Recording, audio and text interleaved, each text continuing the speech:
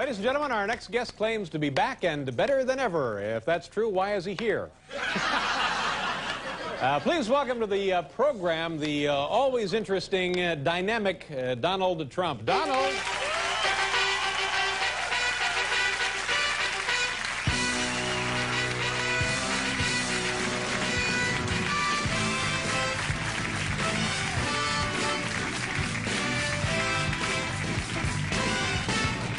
Welcome to the program. Good nice to see you. Nice to be with you, David. You know, people have interest in you for a couple of reasons. I can't imagine what that would be. Let's just get right to the stuff that people want to know about.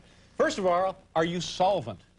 Well, I've had a hell of a year. I've had a good year. I had a miserable year last year along with everybody else in the real estate industry. But this year has been, as you know, sort of from reading the New York press, a good year for me. And the politicians killed the real estate industry, and we've done great. Now, see, I don't know what that means when you say the politicians killed the real estate industry. What does that mean? 1986, they passed a tax change, the 1986 law, which really, you look at what happened with Olympia, New York, and Reichman and everybody else, and it's big trouble. They lost incentives. Real estate no longer became a good place to put your dough. Exactly, and it's coming back strong now. And we've worked hard over the last 6 months, and I think we have really done a job. Of course, now here in New York City, people may get a warped perception of how things actually are because the New York Daily News and the New York Post, every day, day in, day out, they take stories like you and other popular kind of stories like that, and they just sort of jam it down everyone's throat. Well, now, were you ever near broke?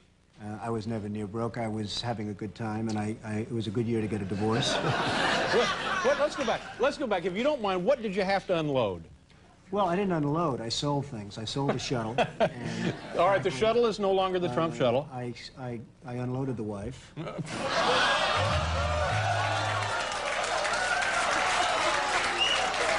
I will say...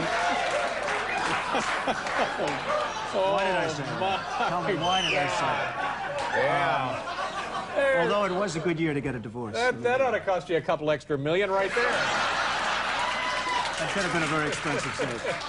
And, but it was a rough year for a lot of people, and I came out really great, and I'm very happy about it. The casinos are doing record business in Atlantic City. We're up, I guess, 75%, and they're just doing record business. And we just got certified on the west side of Manhattan for the largest development in the world, actually, called Riverside South. How many acres of land do you own over there? It's 100 acres of land along the Hudson River behind Lincoln Center. And it's really a spectacular piece of land. And for 75 years, people have tried to get that piece of land zoned, and now we're going to do it. And what kind of things are you going to put over there? It's going to be residential, it's going to be studios, maybe NBC would be interested. In fact, we talked to them originally about it, and tremendous parkland and waterfront property. You know what I'd like to see over there? What? One of those water parks and maybe a go-kart track. A lot of people would. Water slides and then like a mile-and-a-half go-kart track and stuff. It'd be great. It'd be a lot of fun. A lot of people would like that. But again, now I want to come back to this because for the reasons I stated earlier, people are interested, and the New York press kind of magnifies all of this. Were you ever really at a point when you thought, man, I'm down, I'm out, it's nearly tap city for me? Well, I was at a low point about a year and a half ago. I was really in deep...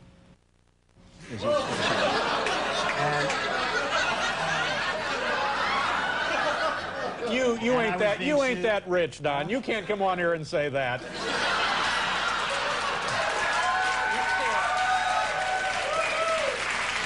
And it was sort of interesting. My wife was suing me for $2.5 billion, okay?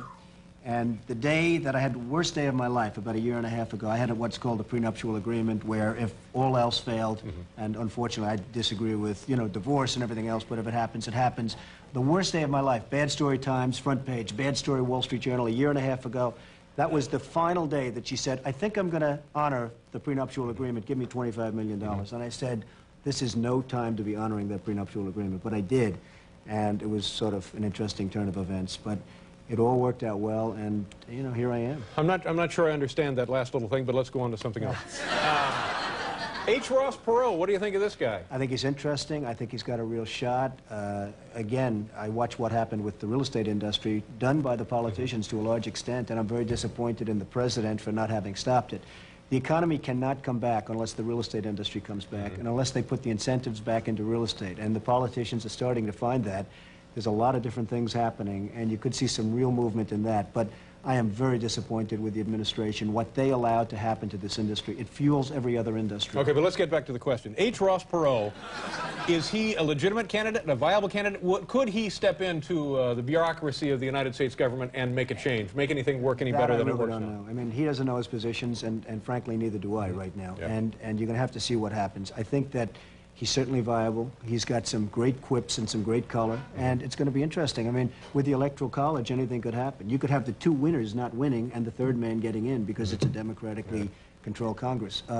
He's certainly viable. It's going to be very interesting to see what happens. I think he has a chance of winning. Yeah. Oh, really? You actually do? I think Would you vote for the man? I think the country is so down. I think we're in such a deep depression, and nobody wants to talk about it. The stock market's up. If the stock market went down, then we are officially in a depression in this country. And so many people are disgusted with what's happened.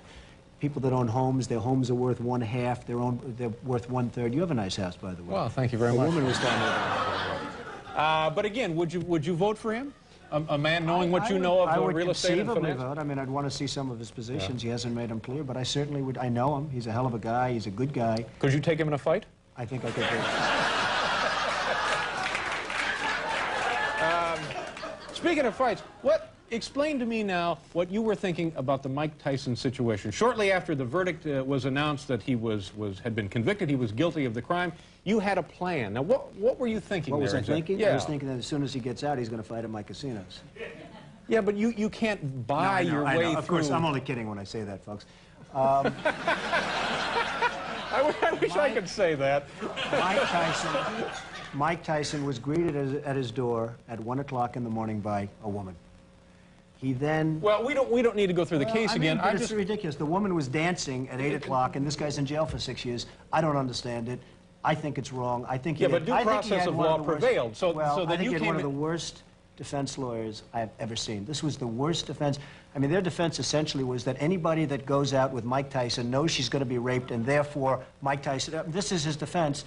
I think it was a horrible job they did in defending him. Everything you say may be true, but still in all, you can't come in and say, okay, let's put the decision of the court aside. Here, I have a plan. I never said that. I think that was the impression people had of that. What I said really is that Mike Tyson should fight. Mike Tyson should supply millions and millions and millions of dollars to rape victims, and I think that's a hell of a lot better than him sitting in a jailhouse for 6 years. Now, let him do some time, let him do some this, but this man could supply $30 million just from one fight. And that solves a lot more problems than keeping him locked up in solitary confinement doing nothing. I think that Mike Tyson had a horrible defense. I think he had a horrible but again, what you're saying is that celebrities maybe should be treated differently than lay people. And I say Mike should serve some time and everything else. But to keep a man, here's a woman that was dancing at his door at 1 o'clock in the morning. We don't need to get into this. We don't need to get into this. But that's an important thing. Hey, don't get me hot, okay? You know I'm only kidding. I know. Hey, good to see you again. Nice seeing you. Thank you for your time. Donald Trump, ladies and gentlemen.